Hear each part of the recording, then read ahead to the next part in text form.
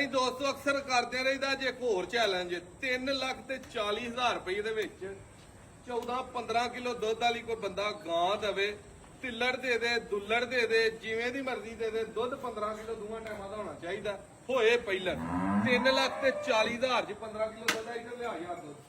ਮੁੰਡਾ ਗਾਂ ਚ ਹੁੰਦਾ ਪਿਆ, ਭਾਈ ਆਏ ਨੇ ਬੜੇ ਪਿਆਰ ਵਾਲੇ ਸਾਡੇ ਕੋਲ ਵਜ਼ੀਰਾਬਾਦ ਗੁਜਰਾਤ ਤੋਂ। ਆ ਬਾਲਟੀ ਵਾ ਯਾਰ ਪੂਰਾ ਲਿਆਓ ਜੀ। ਵੇਖਿਆ ਗਾਂ ਇੰਜ ਹੀ ਲੱਗਦਾ ਦੁੱਧ ਕੋ ਕਿਲੋ ਡੇਢ ਹੀ ਇਹਨੇ ਟਾਈਮ ਦਾ ਦੇਣਾ। ਠੀਕ ਹੈ,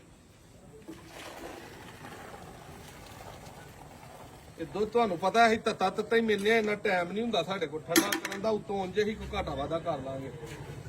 ਕਿੰਨਾ ਹੋਣਾ ਭਾਈ ਭਲਾ ਇਹ ਹੈ? 2 3 4 5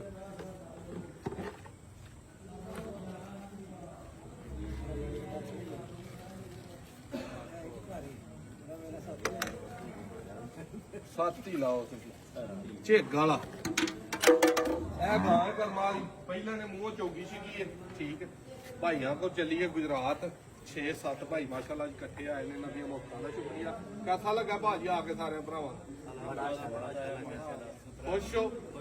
ਚਲੋ ਜੀ, ਬੜੀ ਮਿਹਰਬਾਨੀ ਇਹਨਾਂ ਦੀ। ਤੇ ਚੈਲੰਜ 340 ਵਾਲਾ ਪਹਿਲਾਂ ਗਾਂ ਹੋਏ ਤੇ 14-15 ਕਿਲੋ ਦੁੱਧ ਲੋਕਾਂ ਦੇ ਨਾਦਰ ਭਾਈ ਦੇ ਰੇਟ ਬੜੇ ਨੇ। ਕੱਢ ਕੇ ਦਵੇ ਕੋਈ ਇੰਨੇ ਦੇ ਰੇਟ ਦੀ ਲਾਏ 340 ਵਾਲੀ 14-15 ਕਿਲੋ ਦੁੱਧ ਚ ਆਏ।